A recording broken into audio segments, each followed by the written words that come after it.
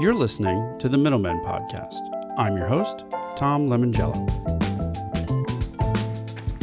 So we just got back from Riverwards, and this is an example of the discovery commerce loop.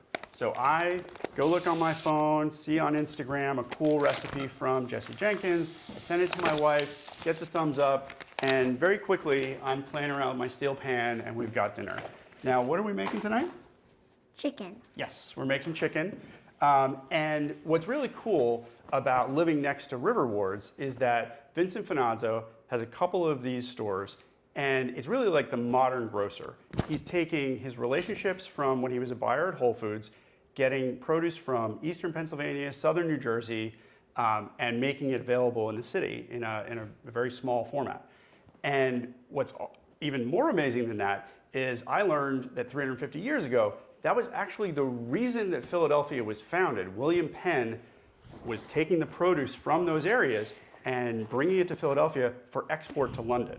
So Vincent Finazzo is basically living out the dream. Now, Libby, did we get everything that we need from this recipe? No. What are we missing? Kale. I guess we got to go back. Let's go say hi to Vince.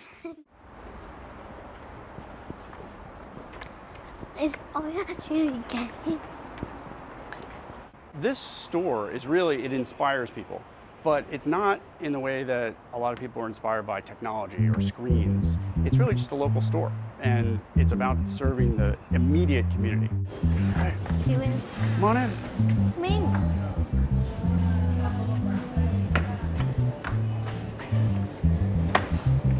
Let's get the kale. You know which one it is? There we go. All right, welcome to the Middlemen. We're here at Riverwards After Dark. I'm here with Vincent Finazzo. How are you? I'm good. Thanks for having me, Are Tom. you cold? No, we're in the freezer section. I'm very, very comfortable. So I've lived next to Riverwards for, how long have you been here? Since 2002. Here? Yeah. Oh, you've been in Philly since 2002, but how long has Riverwards been here? 2022. Okay, so it feels longer. I apologize, yeah. Yeah, so since 2022, the store has been here. Okay, and so in the time that you've been here, we've watched you guys grow up. You now have this amazing juice bar. You know, what I love about it is that you're curating all this produce and all these cool brands, but tell me about, you know, your vision of the store, the footprint, what you're doing here. Sure. Well, here at Riverwards, what we're passionate about is kind of redefining the convenience store. Small format, full shop, that's what we're after. So the ability to pack your entire grocery list into a smaller store, right, where you can get clean proteins, good wholesome ingredients, and tons of fresh produce under one roof. That's what we're after. So you're a grocer. I'm excited because I'm actually talking not to the GM of retail media or the head merchant. You're the actual guy. You run the whole thing, and that means that you're an entrepreneur. And I remember we were talking earlier. You just say yes to everything. Tell me about like your philosophy of like. Yeah, yes. I guess that's our biggest. How I get into all of the problems, right? Yeah. Yeah, I mean, I think you have to just be ready to solve problems.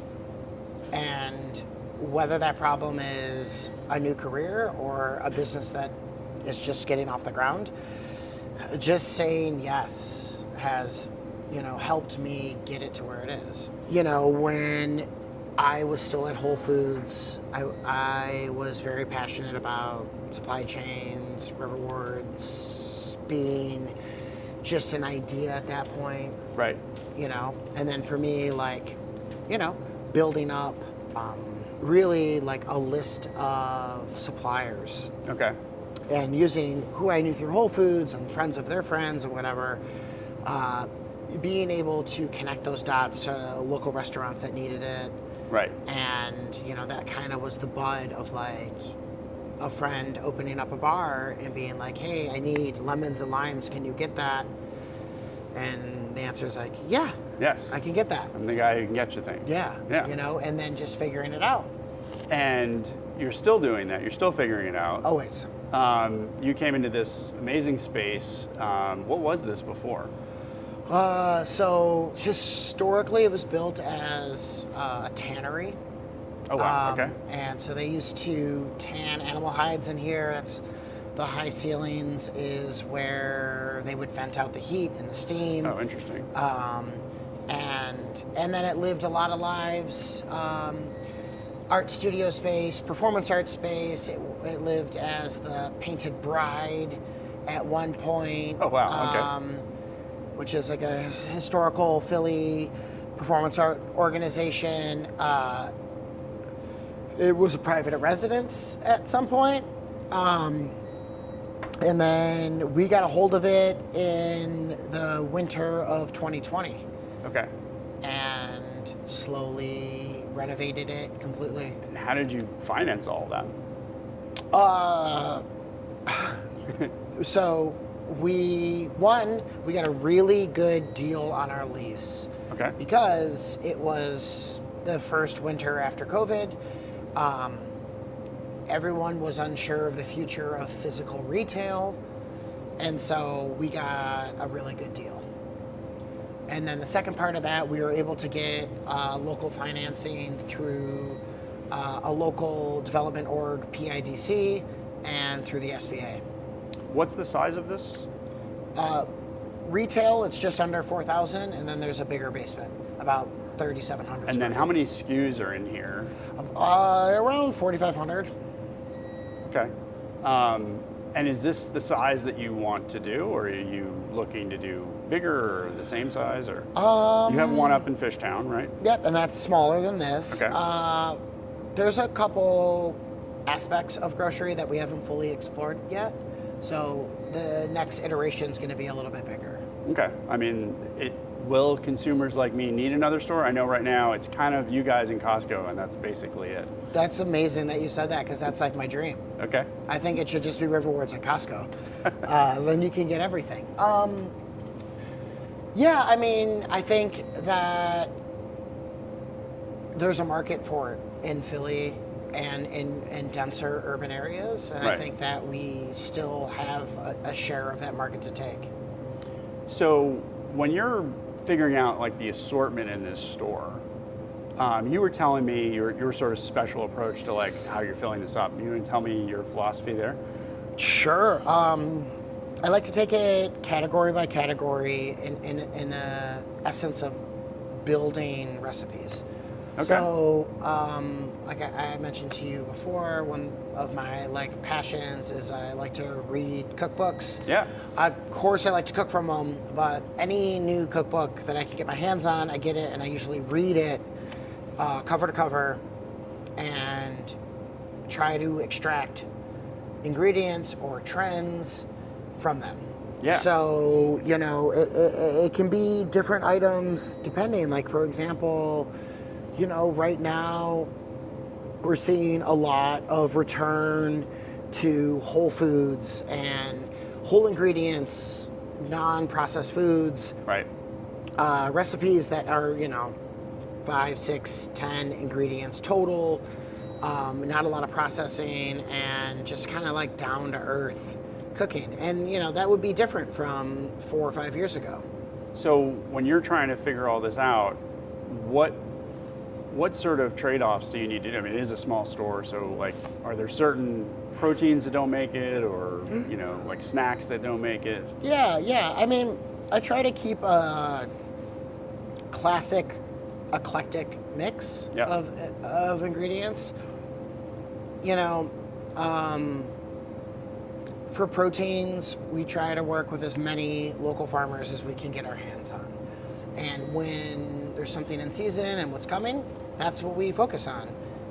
You know, listen, a cow can weigh 400, 500, 600 pounds, right? And there are 2 flank steaks on one cow. If you go to a grocery store and there's piles of flank steaks, that is connected to an entire animal or multiple animals. And so we have a whole animal program where, you know, we'll only have a handful of flank steaks a week. Yep. You know, but we got to sell 700 pounds of ground beef in between that to make sure that we're practicing a sustainable model. I like that. I never realized that, but one of the things that I'm realizing is, versus a couple of years ago, I would look for something because the recipe said that I wanted that. If it wasn't there, I'd be upset, and I would kind of like just chalk it up, take the L, and like, oh, I'm just not going to make that. Yeah. And now I go to ChatGPT, and it swaps something out for me. Sure. And now I'm kind of like, I'm okay. I can switch out, especially on the produce side, I can switch things out really quickly because, I think it might be annoying to your other shoppers because I'm playing around. I might still be on my own home Wi-Fi, but for me, it's liberating, and it's interesting to hear that it's more sustainable. So that's good. So sticking with the merchandising part of it, I think what's interesting for me is I come from, and the people who listen to the Middlemen podcast, we are living in a world of large supermarkets, multi-brand retailers, and those supermarkets have, walls of, toothpaste or walls of, one, soda, and it's like one brand go for a whole aisle, right? You're clamping this down into like really, so I want to hear more about sort of the brands that come in and they come out, like the life cycle. You have all the cool brands, and then I'm assuming at some point they become not cool. So tell me about your process there. Yeah, well, I think in order to get on the shelf, right, we need to define a need. Whether that's a condiment or a cracker or whatever.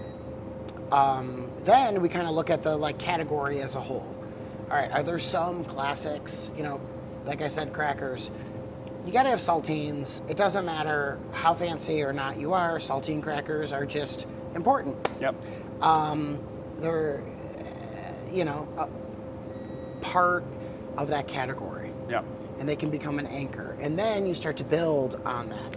Okay, well, there's these crackers, and, there's these that are trending with, different spices that people are into, like za'atar, or, there's hot chili crisp crackers or something like that. Yep.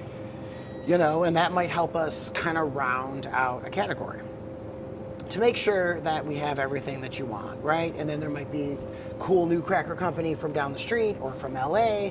What are they doing differently? Are people wanting that? We bring them into the mix, and now we might have too many things in the category. Right. And so we got to slim it down. And so then we might look to certain items. Well, we're always going to look at what is actually selling, driving, right? We might keep saltines and oyster crackers because those are just such hard staples. Yeah. And you don't really want to take them out because people count on us for that. But we might not need 3 or 4 different spicy hot chili crackers, right? Yeah. So then how do we make the decision? Well, if they're all selling or they're not selling, we might take it to be who is kind of hitting that bell curve of cool anymore, right? Who's been around? Maybe Riverwards used to be the only place you could get it. Yeah. Yeah. Now it might be at Target. Yeah, I was talking about the Discovery Commerce Loop earlier, and for me, I can go straight from seeing it on an Instagram video, reel, or something like that, and just walk over here and it's here, and that's really nice. If I get too brand loyal, I could see that getting annoying. But we upset customers just as much as we make them happy. But like I said, if something's at Target and at Whole Foods and you can get it everywhere and it doesn't matter, is it even worth it? Yeah. Is it worth the shelf space anymore? Right. Right. And so then we might take that into consideration and being oh, it's maybe lived its life for us. Well, that sort of very naturally goes into the world of when these brands get acquired. Sure. So Poppi gets pulled out by Pepsi, or Siete gets pulled out also by Pepsi, right? Correct. Yeah. So those guys potentially lose some of the cool, or is it a distribution thing? Can you even get them after that? Oh yeah, we can still get them. Okay. But yeah, they lose the excitement and that discovery, right? Poppi is now everywhere. Yeah. Right? Poppi's in the airport because Pepsi has certain contracts with those food service companies, and now Poppi's everywhere.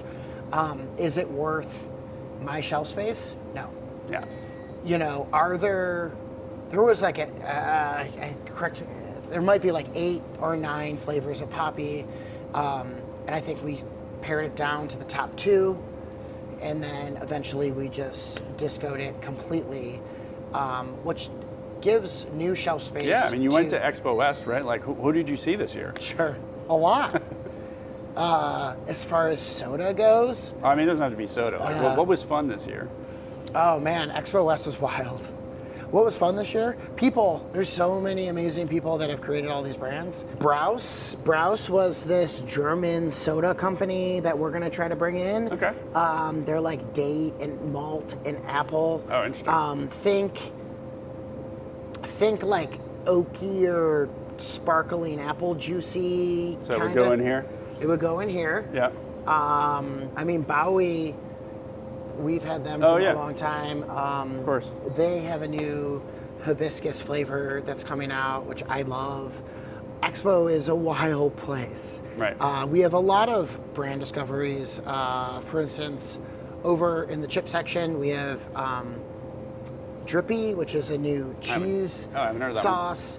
Think Tostitos queso adjacent, but with real whole ingredients. So real dairy, no preservatives, shelf stable, just clean, and that's what we're seeing trend wise. You That know, will be good we're when the seeing- Eagles start playing again. That will be good. Yeah, you know, you can enjoy it for the Flyers. Yeah, I guess. You know, Okay, so like keeping with this, because there's been some news recently. Yeah. Unilever just bought Grunes. sure. I used to work, so I started my career at Unilever, and I watched them recently sell pretty much all the food brands. Right, they sold a lot of the sweet treat stuff, right? They sold the ice cream mostly, but then they sold, like, I worked on like Knorr and Hellmann's and Skippy and all that stuff. And so it feels like they're retreating from food into wellness. And I guess the question to you is that a good place for these really big brands to go? Because you're kind of a friend to the smaller business. Is it better for them to go there, or should they go the Campbell's Sovos route, where Rao's or Rao's sauce goes to sort of be put out to pasture? We'll see. The story's still out on there. Okay, so there's a couple questions. Yeah, there's a couple right? questions. So I'm known for that. I bundle a lot of questions together. yeah, I will. Hopefully, I can get them all. Unilever, right? Unilever is a gigantic. Yeah. As a founder in CPG, are you creating something to make a difference, or are you creating something to sell? And that has to be a decision early on, or or maybe it doesn't. But as far as Grunes goes, that is a category that's been around for a very long time. Superfood greens. Right. All that stuff has been around for a while. To package it into a gummy isn't really that innovative,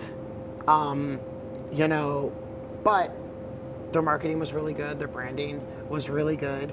Grunes took over very fast. Yeah.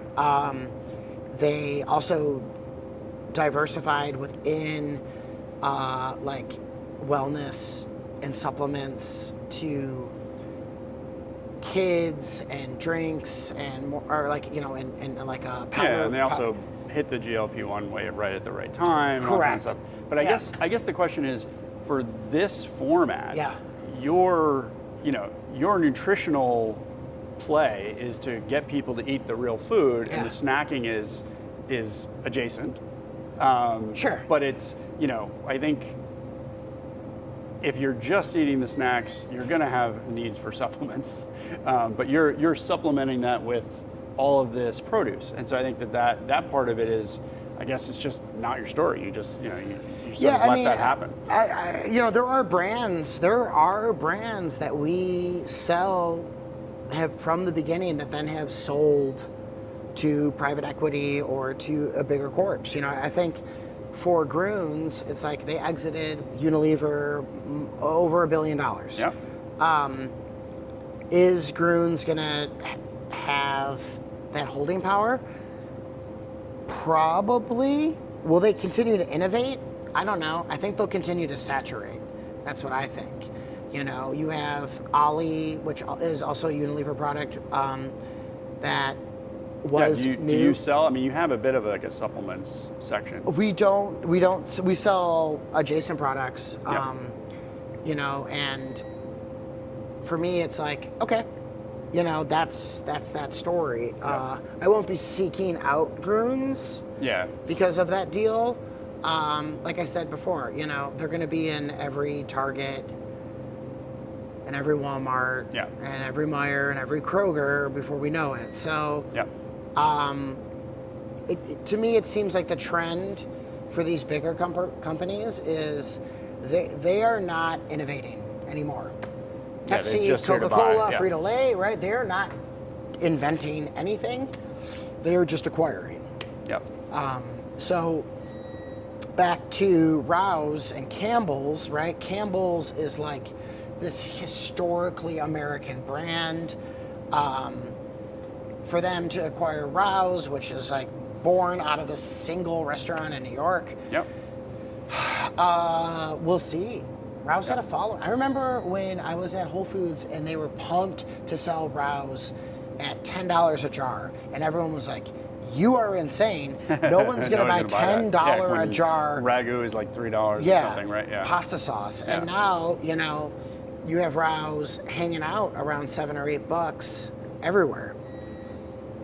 Will it degrade? Will that run? Will they innovate? You know, there are products, or are we just going to wait for, you know, someone to buy, you know, Carbone or... Yeah, I mean, that sort of seems to be the sort of treadmill, right? So, okay. So let's change it up and talk more about, so like the way that you get customers into the store. You know, my wife and I share pictures of your hand and an, you know, an artichoke or, you know, a pineapple or whatever it is that's good this week. From your Instagram, or you have your circular, which is literally hand-drawn stuff of what's on sale. So tell me about sort of your organic, like, social presence. Well, I think aesthetics are huge for me. From the way that we design our stores. And your merch. I can't continue without giving a shout out to Sarah Connors, my wife, interior designer, helped us beautifully with the current stores and future ones to come. Yeah. She's done a great job with that. Yeah, you have one in Detroit now too, right? We're opening a store in Detroit this summer. Great. And then Kyle Schwander, who's been our in-house artist, graphic designer. He is super talented and kind of taken my passion for classic American and French botanical drawings. Oh, okay, that's where it comes from? Laid Okay, that that's great. into modern grocery. Yeah, I wouldn't have been able to place that, but yeah, I like really those, like like, it. you know, old, you know, proofs and prints of like an orange cut in half, and I've always found those to be really beautiful, and so we kind of took that and laid that onto here. So I think, like, you know, mentioning those two creatives and us is kind of the beginning of what I'm after is making sure that the beauty of retail isn't forgotten. Yep. Because even in the newest grocery stores, they're kind of forgetting that stuff, right? Most of their produce comes in plastic. Not a lot of ours does. They merchandise it poorly. We kind of use it as an art form, stuff like that. Yeah. And you're not just doing the sort of art on your own, you're leaving space for creators. Like, I'm looking over at your juice bar, and that was sort of, when that happened, I think some of the people in the old city started to get upset. It's like, oh, there are lines now. But basically, the comparison was made, oh, this is Erewhon. This is, you know, this is Philly's version. Maybe it's not as expensive. Maybe it's, you know, but beautiful nonetheless. And I'm assuming you're getting tons of Instagram, you know, sort of earned media from that. Yeah, we get a lot of traction from the juice bar. You know, the goal behind the juice bar for me was a juice and smoothie program that could highlight the local ingredients that we have in the stores. You know, unlike Erewhon's more esoteric wellness approach to the beverage, we kind of just use minimal whole ingredients. Right. You know, we do get tagged where they're like, oh, it's Philly's Erewhon. I think Erewhon is a pretty cool spot. I don't like the comparison that much. I think that we're a individual on our own and we do our own thing. Yep. But you know, you also can't pick and choose what the internet decides is popular. Yeah. And they love it. So I will have to ask you about, like, you know, everything that we talk about on the podcast is about having the brands pay to get the retailer traffic to the store, or, you know, pay for targeting so that, you know, people are converted, and none of that's happening. There's also no parking lot here. There's no, so like, you're really going it alone in a lot of ways. How do you sustain that, or is there an end goal, or like what? How do you figure it out? I mean, money. So grocery, money's never been the objective. Our margins are small. Right. And where modern grocery has found margins in Retail media or online delivery, online slotting delivery. fees. Yeah, you don't even do like DoorDash, right? Yeah. No. And we can talk about why. Yeah. Wellness, you know, we don't have massive supplement sets. Prepared foods, we have an in-house prep foods program, but it's very minimal, salads and sandwiches. Sandwiches are good. And so we've been able to create a model that functions, it's in the black and it works without turning on those margin builders that everyone else depends on. Right. That gives us a lot of future growth potential if we were to choose to expand and turn those on, because inadvertently we've figured out how to do the hardest stuff first. I think that's admirable.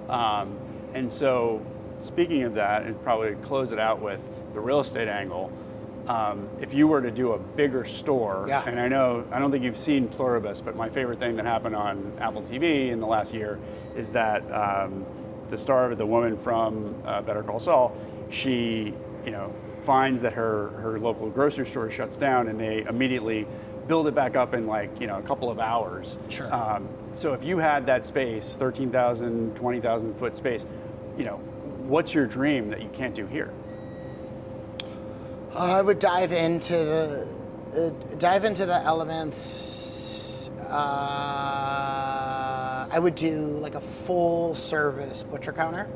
Okay. Right. So like, know your butcher, know exactly where things are coming from. Yep. You can go and talk to John at the butcher counter, pre-order your stuff. Yeah, I do a lot of steel pan, chicken leg, you know, Instagram recipes, and like, you guys don't have exactly the right. I'm like, so. Yeah, so you know, being able to have that relationship with a butcher who can be like, these are really good, they're from this farm, or I can cut you a tomahawk T-bone and have it ready for your birthday. We can pre-order brisket for a holiday, all of that stuff. Really bringing back the romantic side of a butcher counter to where it isn't just someone that doesn't want to be there, but someone that is passionate about that work. And bring the theater back into perishables. Yeah. And I think I people like the heavy metal sausage people. Want that. Those, he's great. I love that dude so much. The same thing with cheese. You know, cheesemonger, cheese counter. This is not a bad cheese selection. It's not. You have. No. We do a very, very conscious, curated selection. But for you to be able to walk up to that and to have a conversation with someone cuts a little piece and hands it to you. Those white glove aspects of grocery theater are dead and dying. Yeah, I mean, if it wasn't for Red Internal Market, I don't know where else you would do it. Sure. Yeah. And those are what I'm after. Those elements of getting you to have these off-screen experiences in a grocery store that lets you get excited about food again, that's my goal. So I would be remiss if I don't ask on behalf of my mother. She lives down in Palm Beach now. In West Palm, there's a place called Nora, north of the railroad, and they need a Riverwards, and she's like, they should come in here. would you go to a place as far away as that, or like, can you do new building, or you only do, you know, sort of these reclaimed buildings that you're doing? Like, so what's your strategy on the real estate side? On the real estate side, there's a couple levels, right? I love old buildings. I love saving them and making these derelict private spaces public again. You know, market is open to anyone that can walk in the front door. You know, that being said, there are farmers and food makers across this entire country that we would love to connect with. Grocery is hard right now. We have 2, soon to be 3, operable, profitable markets. They're capital intensive. It's not easy like tech. Our margins are single digit.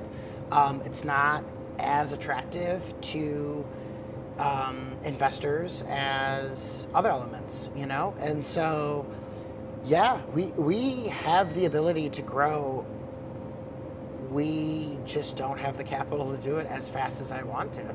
So we have a store that's going to open in a couple of months, and then probably 18 months after that.